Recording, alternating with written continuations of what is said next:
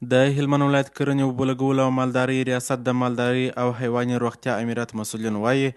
دا چې تب کانګو یوه خطرناکه او وژونکې ناروغي ده چې د حیواناتو له لارې انسانانو ته هم انتقالیږي او نه یوازې د انسان ژوند ته ګواښ دی بلکې په مالدارۍ برخه کې هم ستر اقتصادي زیانونه اړولی سي. د همدې لپاره یا د امریت د وقایوي اقداماتو په لړ کې یوه اندازه وقایوي درمل هم حیواني کلینیکونو ته وسپارل چې له دې امریت سره دوامداره همکاري لري. یا درمل به د هرې سیمې په ساحو کې د مالدارانو د څارویو طبیلو د اوسېدو ځایونو ګنجونو او نورو اړونده ځایونو کې وپاشل سي تر څو د طب کانګو لیږدونکې کڼې له منځه یوړل سي.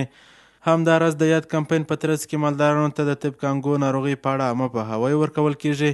تر څو دوی وکولی سي د خپلو څارویو او کورنیو د خوندیتوب لپاره لازم وقایوي تدابیر ونیسي.